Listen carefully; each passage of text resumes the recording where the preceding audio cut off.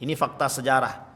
Dan ini perbincangan para ulama dari kalangan para ulama-ulama sejarah.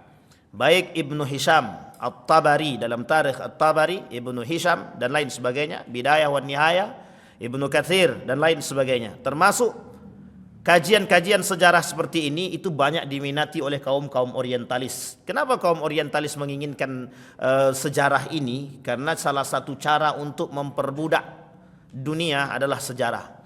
Karena salah satu cara untuk menghancurkan satu peradaban melalui sejarah.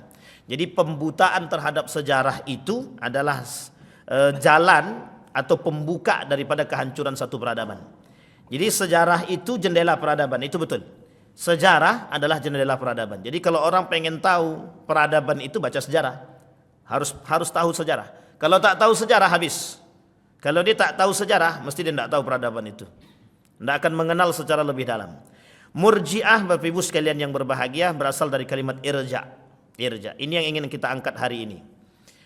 Murji'ah itu adalah satu kelompok menyimpang pada masa Ali bin Abi Thalib. Jadi Bapak Ibu, kenapa saya tertarik mengkaji Murji'ah itu malam ini?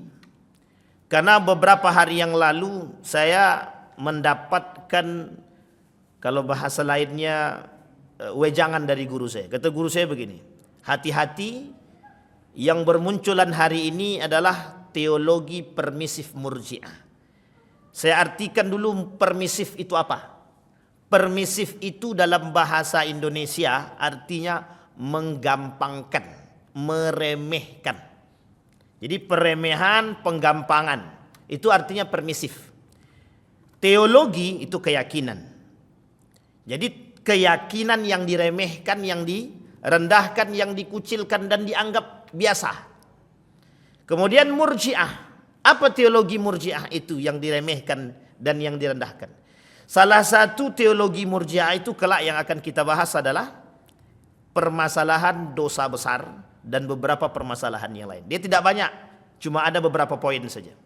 Baik, sekarang kita kaji secara sejarah dulu. Apa itu Murji'ah?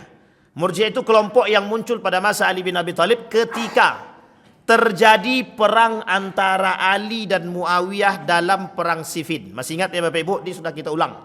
Kita mengulang pelajaran kita yang dulu. Sejarah perang Siffin itu antara Ali dan Muawiyah. Muncul dua kelompok sekaligus dan kedua-dua kelompok ini sesat dan menyimpang. Kelompok pertama disebut dengan Khawarij. Kelompok kedua yang cinta muhibbin li Ali bin Abi Thalib disebut dengan Syiah. Sampai di sini sudah paham ya Bapak? Di antara kedua ini, Syiah dengan Khawarij itu berantem. Tidak akur. Tidak akur. Di tengah-tengah ketidakakuran tersebut ditambah dengan kasusnya Ali bin Abi Thalib dengan Muawiyah, pada kasus yang lain tahkim, arbitrase, muncul kelompok yang ingin menjadi penengah di antara kedua tersebut yang disebut atau yang dikenal dengan irja atau Murji'ah. Jadi tiga kelompok sekaligus muncul pada masa waktu yang bersamaan. Yang pertama Khawarij, yang kedua Murji'ah, yang ketiga Syiah. Sekarang saya tanya Bapak Ibu, Syiah di Indonesia banyak? Banyak. Khawarij banyak? Di masjid ini itu kajiannya neo Khawarij sudah. Syiah reinkarnasi atau neo Syiah sudah. Hari ini kita bahas neo Murji'ah. Ketiga-tiganya dalam waktu yang bersamaan. Dan Bapak Ibu sekalian yang berbahagia, ketiga-tiga ini itu punya model terstruktur dan tersistem. Dan mengakar dari awal sampai saat ini. Mengakar. Ini yang ingin saya coba angkat Bapak Ibu. Kembali kepada masalah Murji'ah tadi. Murji'ah tadi itu kelompok itu yang pengen menengahkan perpecahan antara Khawarij dengan Syiah. Khawarij dia mengaku bahwa apa yang dia aku? Tidak ada hukum selain berhukum kepada Allah. Luar itu tak boleh. Jadi yang berhukum selain daripada Allah salah, kafir. Ali kafir, Muawiyah kafir, Aisyah kafir, sahabat Nabi Zubair ibn Awam kafir, Sa'ad ibn Abi Waqqas kafir. Pokoknya kafir semua bagi dia. Nah, tapi tenang Ibu ya. Ini konsep yang terbangun dari mereka takfiri, mengkafirkan. Syiah lain cerita. Syiah punya satu konsep yang berbahaya, satu metode, satu pemahaman yang sangat berbahaya. Apa itu? Taqiyah. Pemahaman dia terhadap Imam 12, politik dia, pendidikan dia, nikah, mut'ah, fikih dan lain sebagainya, termasuk filsafat dia, itu semuanya bisa dia kemukakan di tengah masyarakat dengan bahasa yang lebih santuy dan lebih halus. Konsep ini disebut dengan taqiyah. Dia salah di belakang, di depan tak akan salah. Artinya apa? Dia banyak pembenaran. Taqiyah namanya. Tapi kalau Murji'ah tidak. Murji'ah itu mencari ketenangan, mencari aman. Apa yang mereka miliki? Yang mereka miliki adalah kembalilah kepada hati. Ingat kalimat ini. Kembalilah kepada hati. Berdosakah dia? Tidak berdosakah dia? Penghakiman itu dikembalikan kepada Allah. Jadi salah satu pemahaman Murji'ah itu adalah mau siapapun berzinah dia, mencuri dia, membunuh dia, melakukan dosa besar apapun itu, mereka tetap mukmin, tidak kafir. Mereka tetap mukmin. Sekalipun mereka mengingkari Al-Qur'an, tetap mereka mukmin. Oh, ini berat ini Bapak Ibu. Pemahaman Murji'ah ini. Ini belum masuk, baru pembukaan. Sampai di sini paham Bapak Ibu ya? Baik. Wa tarjuna minallahi ma la yarjud. Kata dia, mereka yang mereka butuhkan adalah sesuatu pengharapan daripada Allah, tidak ada yang lain. Iman kami, amal ibadah kami kembali kepada hati kami. Orang beriman itu tidak ada kaitannya dengan kemaksiatan. Orang beriman tidak ada kaitan dengan kemaksiatan. Orang beriman juga tidak ada kaitannya dengan kekufuran. Jadi mohon maaf, mau dia sholat kalau dia sholat berarti dia sudah beriman. Bersyahadat saja dia bersyahadat berarti dia sudah beriman. Mau dia nanti berzinah dia silahkan. Mau dia percaya pada Tuhan yang lain silahkan, tak ada masalah. Mau dia trinitas silahkan. Mau dia sinkritisme silahkan, tak ada masalah. Nah, ini nanti Bapak Ibu ada kaitannya dengan kejadian-kejadian hari ini, fenomena-fenomena hari ini Bapak Ibu. Akan kita coba sampaikan. Dan ini yang menjadi masal hari ini Bapak Ibu. Yang menjadi sesuatu yang sangat banyak kita temukan nanti. Baik, kita masuk Bapak Ibu. Saya minta tadi sama Bang Ilham itu pakai apa namanya itu? InFocus, tapi kabur kata Bang Ilhamnya. Kabur tuh entah kemana-mana. Saya cari pun tak dapat juga. Karena udah berdekatan, lupa saya. Baik, berkaitan politik setelah wafatnya Utsman bin Affan. Kata mereka begini, kata kaum Murji'ah, pembunuh Utsman bin Affan itu tidak kafir dan tidak juga kufur. Pembunuh Utsman bin Affan itu tetap mukmin. Tetap mukmin. Masalah dia benar atau salah itu tak urusan kita. Karena kami sendiri tak tahu yang betul apakah Ali atau Muawiyah, ataukah Ali apakah Aisyah. Tak tahu. Tak tahu siapa yang betul. Artinya kami sekarang berdiam diri, kami tidak pengen muncul menambah keruh suasana. Ingat bahasa ini Bapak Ibu, ini bahasanya Murji'ah. Apa kata mereka? Kami tidak pengen terjadi kekacauan semakin meluas, kami berdiam diri dengan kasus-kasus fitnah terjadi. Kita ambil contoh begini. Ada ulama yang difitnah, ada ulama yang disiksa, ada ulama yang dicaci dan dimaki dan lain sebagainya. Difitnah dengan berbagai macam fitnah. Mau itu dituduh apapun itu. Kemudian ulama yang lain bilang begini, kami berserah diri kepada Allah, kami berlepas dari dua kelompok tersebut. Artinya apa? Dia cari aman saja. Sampai di sini paham Bapak Ibu? Umat muslim hari ini begitu. Umat muslim hari ini begitu. Berlepas diri dari kesalahan orang, berlepas diri dari kebenaran orang. Jadi jangan salah kalau hari ini kita digerogoti sekian banyak musuh, itu biasa. Kenapa kita mohon maaf? Hari ini yang namanya zinah kita biarkan. Kita diam saja. Yang berzinah kan dia, yang penting bukan aku. Orang minum khamar kita biarkan. Terserah. Khamar dosa besar. Riba dosa besar. Tak bayar zakat dosa besar. Membunuh dosa besar. Kita biarkan. Orang tak pakai jilbab dosa besar. Orang menyakiti orang lain, membunuh orang lain sama dosa besar. Sampai di sini paham Bapak Ibu. Tapi kemudian yang muncul apa? Yang muncul apa? Khamar itu resmi Bapak Ibu. Resmi. Apa yang resmi? Surat izin. Dosa besar, tapi mau diperjuangkan untuk didapatkan legal. Kalau sempat legalitasnya ada, Kita mau ngapain? Nggak bisa ngapa-ngapain. Penyediaan alat kontrasepsi sudah dilegalkan. Bayangkan. Artinya apa? Mau dibuat. Pertanyaannya yang besar adalah, kemana para kaum mukminin, orang-orang beriman? Berdiam diri kah? Atau kita, mohon maaf, membiarkan? Yang memunculkan itu siapa? Mereka tahu, mereka beriman, mereka Islam, mereka mukmin. Pertanyaannya adalah, tidakkah mereka tahu aturan syariat Islam? Tahu. Artinya apa? Mereka hari ini mencoba membiasakan diri dengan perbuatan dosa besar. Artinya apa? Kalau dosa besar ini sudah terbiasa dilakukan, akhirnya apa? Orang-orang sudah akan terbiasa dengan dosa besar tersebut. Yang tadinya besar menurut agama, di mata manusia biasa. Jadi nanti jangan salah. Kalau terjadi perzinahan di mana-mana, minum khamar di mana-mana, orang berbunuhan di mana-mana, itu biasa. Karena sudah memang dibiasakan. Penyediaan alat kontrasepsi sudah biasa. Nanti kalau seks bebasnya kemana-mana, ya sudah, biarkan saja. Artinya kita hari ini dituntut untuk, mohon maaf, meredupkan perhatian. You tidak usah ikut campur, ini urusan kami. You, gua. Begitulah modelnya. Baik, sampai di sini paham Bapak Ibu? Baik. Lahirlah sekelompok orang mukmin yang berusaha menjauhkan diri dan tidak ingin mencampuri persoalan orang lain dalam konteks agama. Ini keinginan kelompok Murji'ah. Jadi ketika terjadi masalah pembunuhan Utsman ibn Affan, apa kata mereka? Kata orang-orang yang berada di dalam kelompok Murji'ah, kata mereka, kami berlepas diri dari Ali dan kami berlepas diri dari Muawiyah. Kami serahkan pembunuhnya seutuhnya kepada Allah. Artinya apa? Sampai hari ini Bapak Ibu, itu pembunuh Utsman bin Affan tidak tahu. Muawiyah menyalahkan Ali, Ali menyalahkan Muawiyah. Terjadi perperangan, 45.000 dari Muawiyah, 25.000 dari Ali bin Abi Thalib.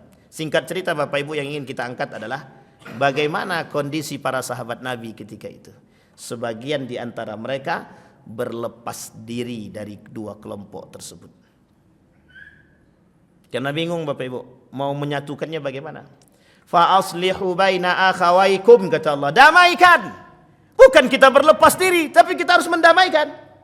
Hari ini mohon maaf Bapak Ibu, satu ulama dengan ulama yang lain berantem dalam satu ruang lingkup.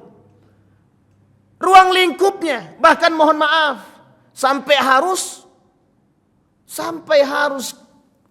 yang tidak layak lah, caci maki ulama dengan ulama yang lain. Datang ulama yang lain, harusnya ulama yang lain ini tujuannya mendamaikan. Itu tujuan kita Majelis Ulama Indonesia, untuk mendamaikan kelompok-kelompok yang berantem, yang berkelahi. Yang berkelahi itu mukmin, ulama, alim, saleh. Kalaulah mohon maaf para ulamanya berantem, kira-kira jamaahnya ngapain? Nonton. Tuh, harus begitu. Iya. Panutan kami ulama, alim. Tapi kalau alim kami, ini yang menjadi masalah kita hari ini Bapak Ibu. Yang menjadi masalah kita hari ini. Baik, tidak diketahui siapa sebenarnya pendiri atau tokoh utama aliran ini. Betul.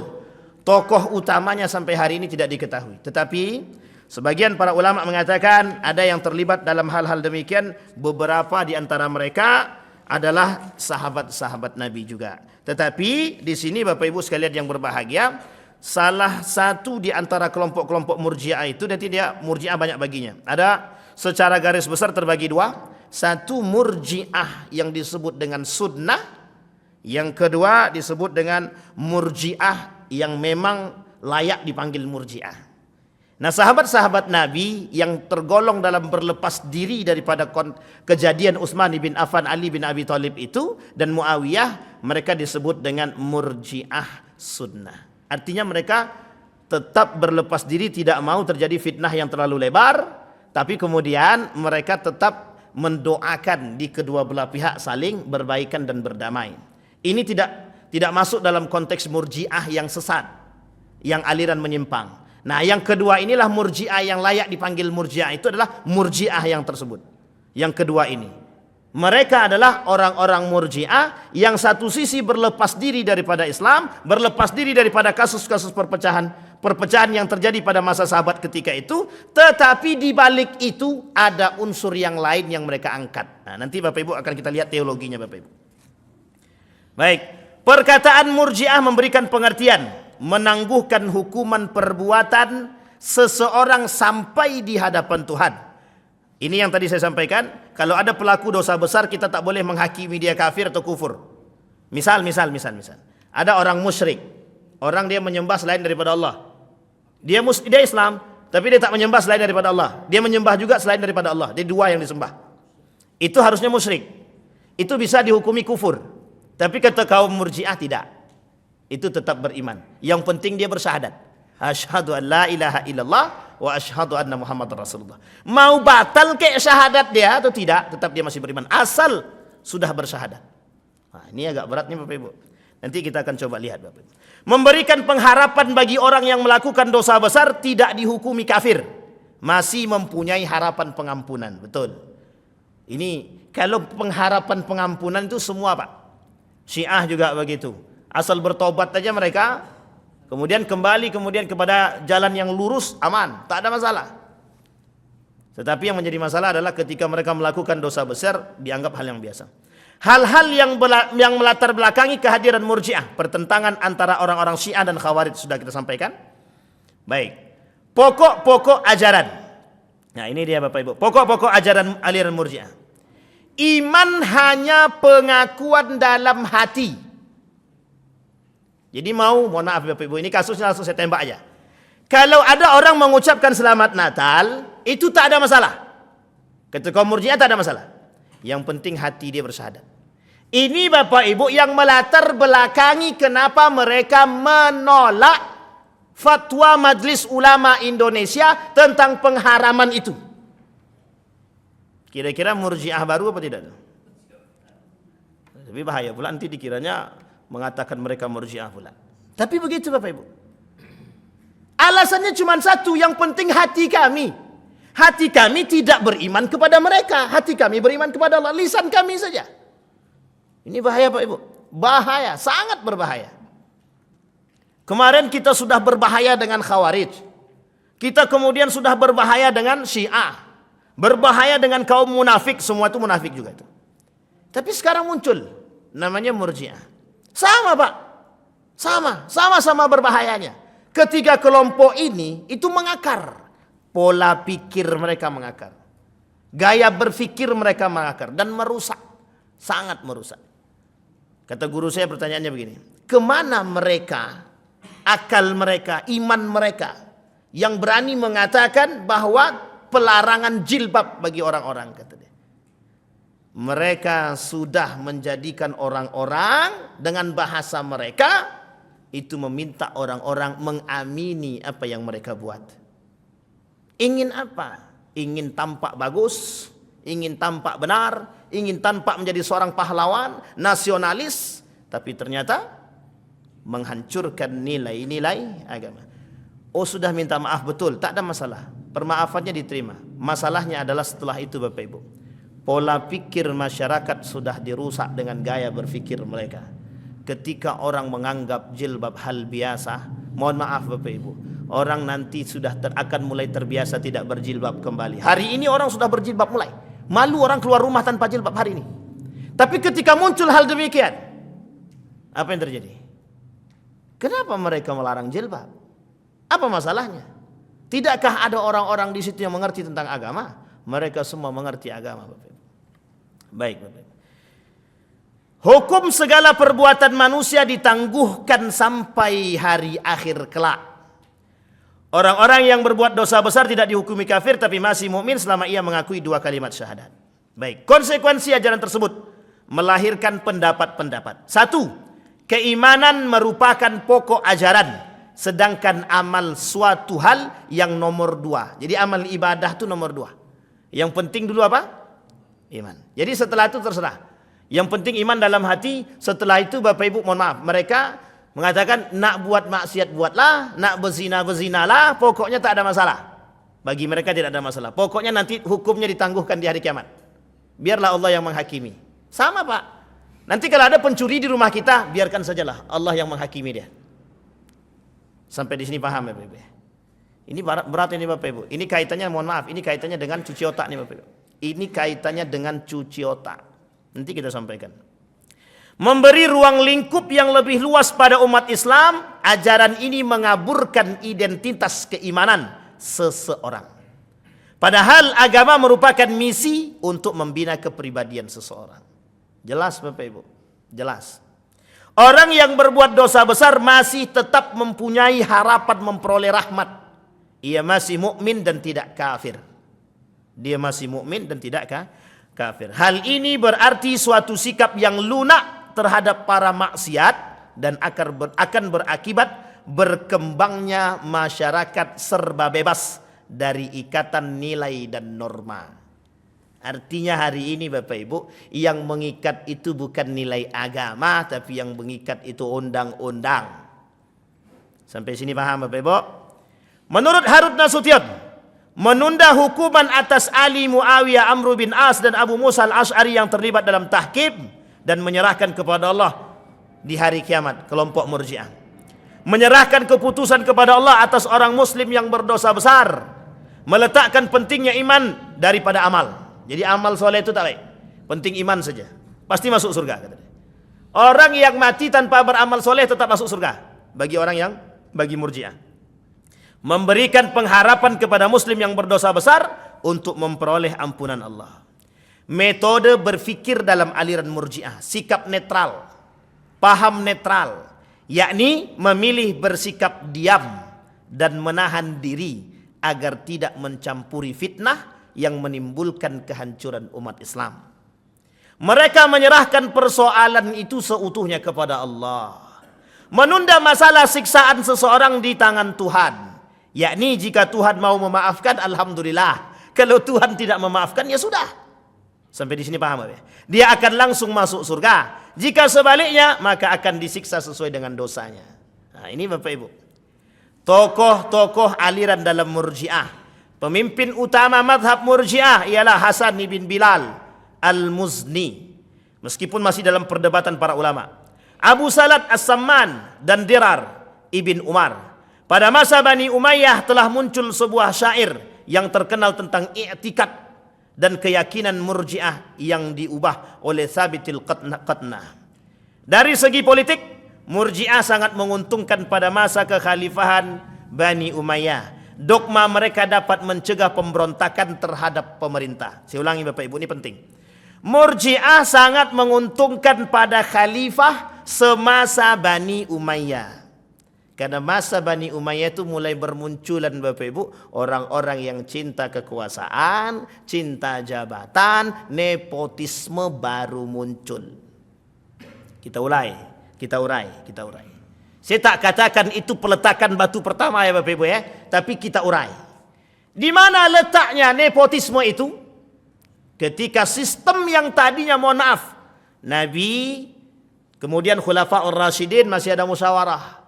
Masa Muawiyah hilang musyawarah, musyawarah itu lenyap, sistem khilafah lenyap, muncul sistem apa? Dinasti kekerajaan. Kira-kira kalau sistemnya dinasti itu kira-kira turun-temurun atau ganti? Turun-temurun. Akhirnya siapa yang melakukan demikian? Muawiyah. Yang kemudian mohon maaf, mereka mengingkari janji yang harusnya ketika Hasan meninggal, kemudian masa jabatan Muawiyah selesai, harus dikembalikan kepada Dewan Syura atau dalam konteks musyawarah. Tapi kemudian apa yang dilakukan oleh Muawiyah bin Abi Sufyan? Dia angkat anaknya Yazid bin Muawiyah untuk jadi pemimpin. Dinasti ini itu bermula melakukan sistem kerajaan. Sampai di sini paham Bapak Ibu? Baik. Kenapa kok menguntungkan? Ya sangat menguntungkan. Kaum Murji'ah ketika itu, mohon maaf, mereka masuk ke dalam kelompok-kelompok tersebut, pemerintahan. Hari ini begitu Bapak Ibu. Hari ini begitu. Orang-orang yang mohon maaf acuh dengan agama, tapi mereka mencari keuntungan dari agama, mereka jual agama sebagai mohon maaf tameng diri mereka. Ketika mereka masuk ke dalam aturan pemerintahan, bisakah gigi mereka berbicara? Pertanyaannya adalah, bisakah mereka mengharamkan khamar? Bisakah mereka mengharamkan riba? Bisakah mereka mengharamkan nikah beda agama? Bisakah mereka mengharamkan child free? Bisakah mereka mengharamkan pelarangan jilbab? Bisakah mereka mengharamkan perzinahan? Bisakah mereka mengatakan orang-orang yang tidak membayar zakat bisa keluar iman, batal syahadat? Tidak bisa, Pak. Tidak bisa. Bisakah mereka mengatakan suap itu haram? Tidak bisa. Sulit, Pak. Sulit. Karena apa? Pemahaman kaum Murji'ah cuma satu. Orang yang melakukan dosa besar itu ditangguhkan di hari kiamat kepada Allah. Jadi apa? Mau selaras antara iman dengan perbuatan atau tidak, itu tak urusan. Mau yang penting aku sholat, yang penting aku iman, yang penting aku syahadat. Mau nanti mereka umat muslim mau ada yang berzinah dia, mencuri dia, mau suap dia, mau korupsi dia, silahkan, tak ada masalah. Sampai di sini paham Bapak Ibu. Makanya mohon maaf Bapak Ibu, hari ini permasalahan suap dan korupsi, ada yang berani mengatakan haram dari mereka yang sudah tergabung? Tidak ada. Kenapa? Pelaku. Karena nanti kalaupun salah kami kan tinggal taubat. Artinya wujud dari peremehan daripada sebuah syariat Islam. Ini yang berat Bapak Ibu. Beratnya itu di situ. Akhirnya apa? Mohon maaf. Masyarakat tercuci otaknya dengan begitu. Kata Ustadz itu begitu, tidak ada masalah. Yang penting kan iman itu kepada hati kami masing-masing. Hari ini begitu Pak. Hari ini begitu. Kami mengucapkan selamat Natal itu cuma di lisan Ustaz. Di hati kami tidak. Hati kami tetap beriman kepada Allah. Na'udzubillahi min dzalik. Kita usut satu-satu. Mengapa jilbab dilarang? Kita usut satu-satu Pak. Mengapa jilbab dilarang? Pertanyaan besar. Apa keinginannya? Yang berbicara demikian itu sudah mengatakan dalam video yang lain, agama musuh Pancasila. Ingat kalimat itu baik-baik. Ini yang disebut dalam dunia pemikiran, perang pemikiran yang disebut dengan sekulerisme. Memisahkan agama dari politik, pemerintahan, kehidupan, pendidikan dan lain sebagainya. Sekulerisme itu tujuannya cuma satu, biar orang tidak berpegang teguh kepada agama. Ulama udah duduk manis saja. Doktrin masyarakat dengan keagamaan, tidak usah masuk dalam jadul politik. Sampai di sini paham? Makanya bahasa yang muncul apa? Kalau ulama masuk politik jadi setan. Ya Rab, itu bahasa yang merusak. Kenapa saya katakan bahasa itu merusak? Karena hari ini kita butuh ulama-ulama yang bisa duduk dalam jalur itu. Tapi yang kuat iman. Yang tak kuat iman, antara dua. Dia yang ikut kita atau kita yang bablas. Kan cuma itu. Kalau kita tak kuat iman, bablas. Kalau kita kuat iman, lurus Pak. Kalau enggak, mohon maaf, goyang. Tak perlu saya sebut contohnya, Bapak Ibu sudah lihat. Ada yang jadi cuma duduk saja, enggak ngapa-ngapain, enggak bisa berbicara. Mohon maaf Bapak Ibu. Alim. Majelis Ulama Indonesia, seorang alim, tapi mengapa? Apa perannya? Itu pertanyaan kita hari ini Bapak Ibu. Tetapi kalau ulama tidak masuk ke dalam jalur politik, mohon maaf, makin hancur. Jadi cara kita melawan masuk. Makanya hari ini mohon maaf Bapak Ibu, kalau ulama berbicara politik dicurigai. Jangan curigai, kami punya hak untuk menyampaikan norma-norma yang terkandung dalam agama, dalam jalur politik. Wajib kami sampaikan. Orang berpolitik silahkan, tapi punya nilai. Orang beragama silahkan, tapi ada aturan nilai. Orang berpendidikan silahkan, tapi ada aturan nilai. Politik yang benar, menjadi pemimpin yang benar, menjadi sekretaris yang benar, menjadi bendahara yang benar, menjadi kesra juga yang harus yang benar. Apapun itu, tak ada salah, tak. Islam tak pernah melarang. Siapapun mau jadi apapun silakan. Yang diinginkan oleh Islam cuma satu. Bagaimana nilai-nilai agama kalian pakai dalam kehidupan. Itu yang diinginkan oleh Islam. Yang terjadi hari ini begitu. Kenapa tak berbicara? Diam. Kita mendesak daripada Majelis Ulama Indonesia. Kita mendesak. Agar apa? Perhatikan betul. Perhatikan betul. Kemarin kebetulan Majelis Ulama Indonesia Pusat berkomentar tentang hal demikian. Kalau mereka tetap disuruh untuk lepas jilbab, pulang. Kan begitu. Itu artinya apa? Mohon maaf Bapak Ibu. Itu komitmen yang tertampung dalam seorang muslim. Itu wajib berkomitmen kepada Allah. Wajib. Apa komitmen kita? Kita ni Bapak Ibu mukallaf. Dibebani dengan syariat. Kita ni Islam. Mau kita bersyahadat berarti kita masuk ke dalam Islam. Kalau sudah kita bersyahadat, sudah masuk dalam Islam, mau tidak mau aturan itu terbebani kepada kita, kecuali tak punya akal. Kalau kita tak mau terbebani, jangan masuk Islam, keluar. Kan tak mungkin pula kita suruh dia keluar. Sampai di sini paham Bapak Ibu? Begitu Bapak Ibu. Aturan mainnya begitu. Kita masuk ke dalam, mohon maaf, kita jadi PNS saja, kita harus siap dengan aturan.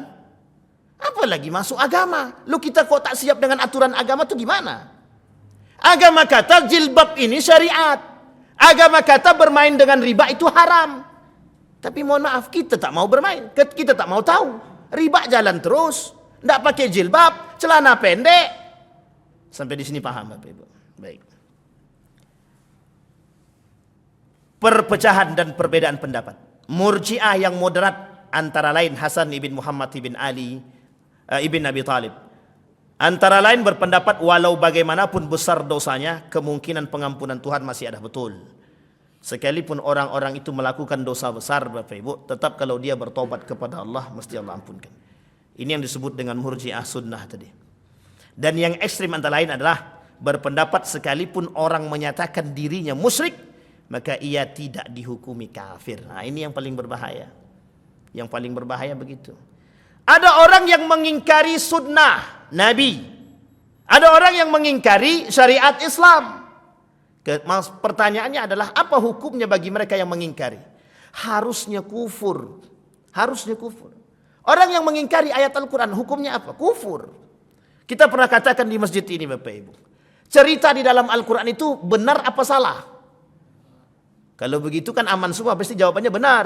Tapi kira-kira kalau jawabannya cerita di dalam Al-Quran itu bukan masalah benar atau salahnya, yang penting bagaimana mengambil hikmahnya. Betul apa salah? Ragu balik kan? Cerita di dalam Al-Quran bukan permasalahan betul atau salahnya, tapi bagaimana cara kita memetik hikmahnya. Betul apa salah? Salah Pak. Kalau begitu mesti ragu orang. Tapi kalau kita katakan benar atau salah cerita dalam Al-Quran, mesti jawabannya semuanya betul. Bahasa yang dipakai oleh mereka adalah yang nomor 2. Bukan permasalahan benar cerita di dalam Al-Quran, tapi bagaimana cara kita mengambil hikmah di dalam Al-Quran. Itu bahasa sesat. Tapi bahasanya halus. Begitu cara mereka untuk mengingkari ayat-ayat Al-Quran. Kalau mereka katakan cerita dalam Al-Quran salah, frontal betul mereka menolak Al-Quran. Tapi kalau bahasa yang dengan yang tadi, halus atau tak halus? Kita pun tertipu. Iya juga ya. Gitu. Maling kundang, ada enggak peninggalannya? Bapak Ibu, ada enggak peninggalan maling kundang? Tangkuban perahu, ada tak peninggalannya? Dongeng itu saja bisa mereka percaya. Itu dongeng. Pertanyaannya adalah Nabi Adam ada enggak peninggalannya? Ada Pak, di Jeddah itu sepeda besar. Itu bukan tuh replika. Ada Pak, ada apa namanya itu panci besar kata dia. Sebesar itulah yang umat zaman dulu. Itu replika. Tidak ada peninggalannya. Tapi bagaimana? Berarti kita kan tidak bisa percaya dong dengan cerita mereka. Ya Rab, rusak kita Pak. Cerita di dalam Al-Quran tentang para anbiya itu tidak bisa kita cari dengan akal Pak. Tidak semuanya bisa kita terima dengan akal. Karena kita tak sampai menempuh pada masa Adam, pada masa Ibrahim dan lain sebagainya ke atas itu. Itu sulit untuk kita. Nabi Syed, apa kita tahu? Tahu pun tidak. Cerita Nabi Syed aja kita tak tahu kadang-kadang. Dan saya yakin tidak semua kita tahu tentang cerita Nabi Syed. Artinya apa Bapak Ibu sekalian yang berbahagia? Cara mereka merusak pola pikir kita begitu Bapak Ibu.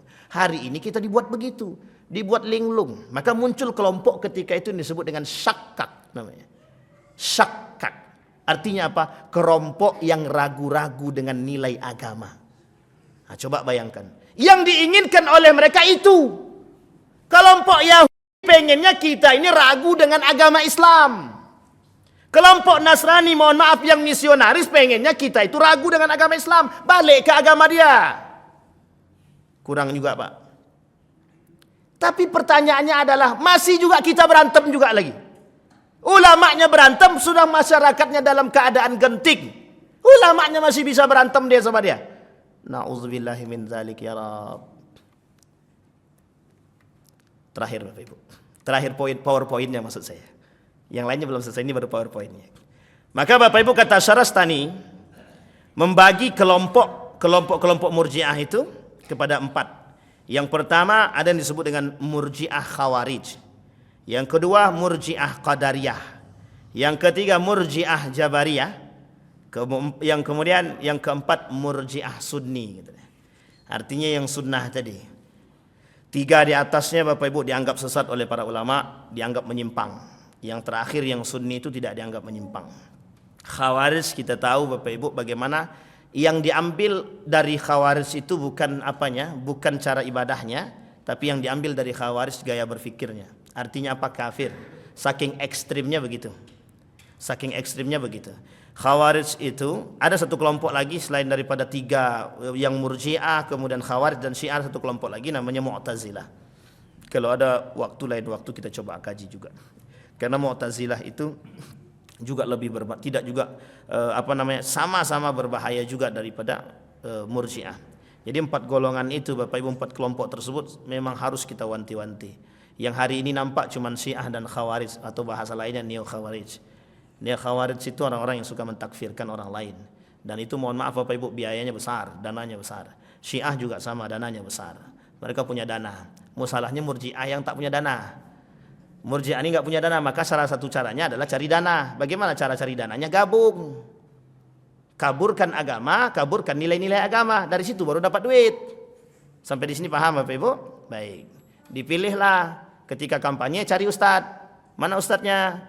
Nah, nanti pas ditanya masalah suap halal apa haram, jawabannya langsung diplomasi. Nah, itu namanya sama Pak, mohon maaf sama. Kalau ada ustadz yang begitu, nah, itu perlu diwanti-wanti itu. Tolong disampaikan sama beliau, nasihati. Artinya iya Bapak Ibu. Artinya apa yang mereka perjualbelikan apa? Agama. Mereka bersembunyi di balik tameng agama. Sampai di sini paham Bapak Ibu? Nah, sekarang kita kuliti Bapak Ibu. Yang pertama Bapak Ibu, permasalahan jilbab yang lagi hangat. Apa tujuan mereka melarang jilbab? Tujuannya satu Bapak Ibu, ingin melihat bagaimana respon orang-orang yang muslim. Itu yang pertama. Yang harus Bapak Ibu ingat adalah itu permainan. Untuk apa? Untuk melihat respon. Kalau banyak responnya berarti masih dianggap perlu perjuangan. Kalau tak banyak responnya berarti jalannya agak mulus sedikit. Sampai di sini paham Bapak Ibu? Yang kedua tujuannya adalah membuat orang-orang beriman ragu dengan keislaman. Sekarang Bapak Ibu saya tanya, lebih pilih undang-undang atau pilih agama? Kalau pertanyaannya seperti ini Bapak Ibu, itu dituduh membenturkan antara agama dengan undang-undang. Betul apa salah? Sekarang begini Bapak Ibu, yang harus kita tinggikan itu, mohon maaf, ketika undang-undang bertentangan dengan nilai agama, kita ikut yang mana? Kita ikut yang mana? Saya tanya Bapak Ibu, harus jawab, harus berani jawab. Ketika undang-undang bertentangan dengan nilai agama, kira-kira kita ikut yang mana? Kita harus ikut agama. Agama tak mungkin bertentangan dengan akal. Agama itu pengennya ke perdamaian, kesejahteraan. Itu agama, tidak mungkin meleset Tuhan itu. Yang meleset itu akal manusia. Kalau bertentangan hukum adat dengan agama, yang diambil hukum agama. Kalau hukum adat yang kita ambil, kita sedang meremehkan agama. Kalau hukum undang-undang lebih tinggi daripada hukum agama, mohon maaf, kira-kira salahkah atau tak salahkah? Kalau hukum undang-undang melegalkan, mohon maaf, nikah beda agama, kira-kira agama melarang apa? Kalau kita ikut hukum undang-undang, mohon maaf, kita salah Pak. Dalam agama kita, itu hukum nikah beda agama sudah haram. Tapi jangan kemudian bermunculan orang-orang yang mengatakan hukum nikah beda agama itu masih debatable, perdebatan para ulama. Pertanyaan kita adalah, orang yang mohon maaf ketika disampaikan permasalahan perdebatan jadi ragu apa tidak? Nabung di bank konvensional itu tidak haram tuh dong. Bunga bank itu biasa, kira-kira ragu enggak? Muncul ulama yang mengatakan bunga bank itu tidak haram. Majelis Ulama Indonesia fatwanya jelas mengatakan haram. Tapi muncul orang-orang, mohon maaf, yang ingin melegalkan riba. Coba bayangkan Pak, pengaruh tulisan. Ketika dipajang di mana itu? Daerah mana? Hang Tuah itu. Apa namanya itu? Riba, tapi ya kemudian ada gambar api menyala, ada ancaman Allah dengan ayat Al-Quran begitu kan? Itu saja udah banyak yang takut Pak. Banyak yang takut. Apa kata mereka? Apa kata beliau? Ada salah seorang pemuka itu tanya sama bank konvensional itu. Wah, banyak orang yang narik uangnya dari bank Pak katanya. Takut mereka katanya. Itu cuma gambar saja itu. Kayaknya gambar lebih berdampak daripada ceramah gitu. Jadi besok lain kali yang tidak bayar zakat, rumah habis, hangus, bangkrut begitu. Oke, kira-kira orang kayaknya bayar zakat semua itu. Nah, hari ini kan begitu. Kenapa umat muslim lemah? Katanya bahasanya, kenapa umat muslim lemah hari ini? Karena ekonominya lemah. Kenapa ekonominya lemah? Karena orang tak beriman kata dia. Pertanyaannya adalah, siapa yang membuat kita tak beriman? Diri kita sendiri. Apa penyebabnya? Hubud dunia, cinta dunia kata dia. Maka kata Zainuddin MZ itu penyakit umat muslim sekarang itu satu. Kuman. Dia ada 3. Kudis, kurap, kutil. Terakhir kuman kata dia, penyebabnya kata dia. Kudis itu kurang disiplin. Kurap itu kurang rapi. Kutil itu kurang teliti. Penyebab ketiga itu cuma satu kata dia. Kuman, kurang iman kata dia. Memang betul kalau gitu. Orang udah cinta dunia susah. Orang udah cinta jabatan susah. Apapun bisa mereka legalkan. Yashtaruna bi ayati samanan qalila. Ini yang kemudian kita ulang-ulang terus kalimat ini. Yashtaruna bi ayati samanan qalila. Mereka jadikan agama itu untuk ajang cari duit. Ajang cari keuntungan. Tidak ada Pak.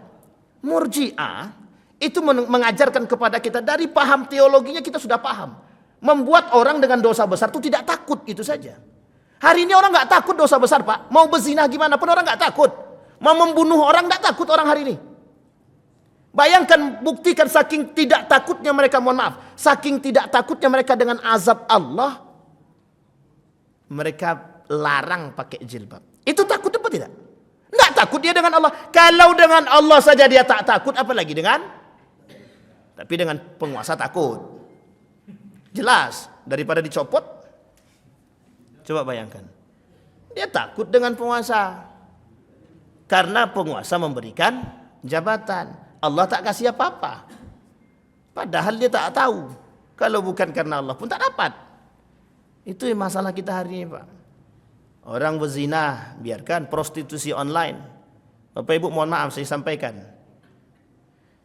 Internet permasalahan video porno. Itu sudah dikaburkan. Sudah diblokir. Itu yang diblokir itu yang tidak ditonton. Yang ditonton, cobalah. Mereka blokir tapi mereka kasih kunci untuk buka. Itu kata guru, ini kawan saya Pak, mohon maaf, ada salah satu mahasiswa UGM itu yang mengambil jurusan teknik itu, teknik informatika kalau saya tak salah itu. Beliau sampaikan, memang diblokir kata dia.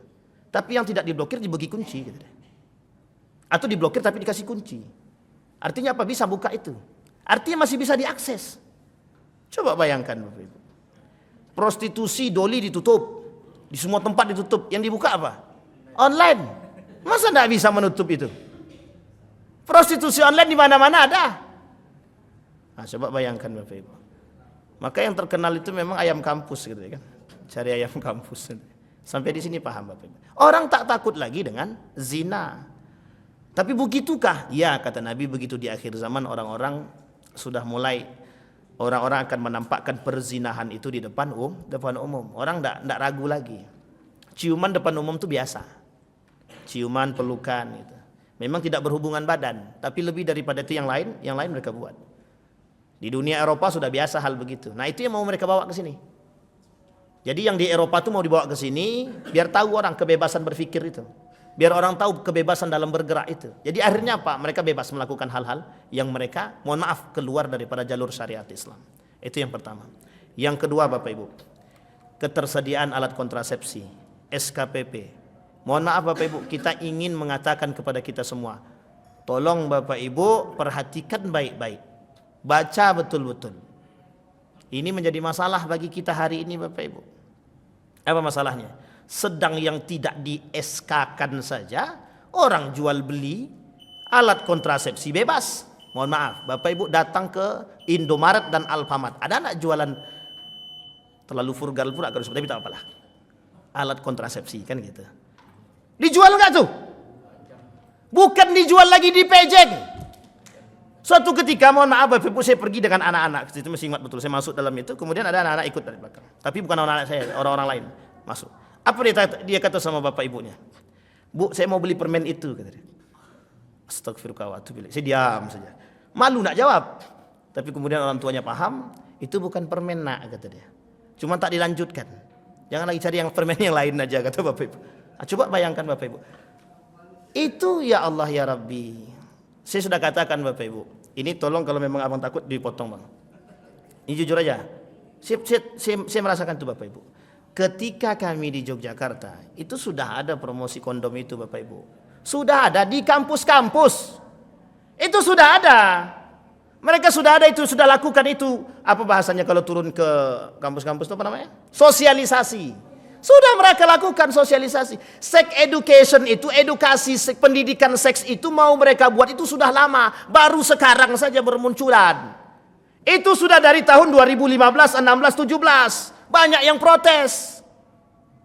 Dan pendidikan seks itu mau mereka buat di kelas berapa? SMP, SMA. Bapak Ibu boleh cek anak-anak kedokteran. Coba tanya baik-baik. Bagaimana beratnya menahan hawa nafsu itu ketika mohon maaf. Pelajarannya tentang reproduksi. Berat Bapak Ibu. Kalau tak kuat iman goyang. Pulang dari situ dicarinya. Dibuatnya Bapak Ibu. Na'udzubillahi min dzalik. Hati-hati Bapak Ibu. Sekarang tambah mohon maaf. Diberikan kebebasan melalui jalur itu. Artinya apa? Dulu gagal. Dulu mau dibuat satu aturan.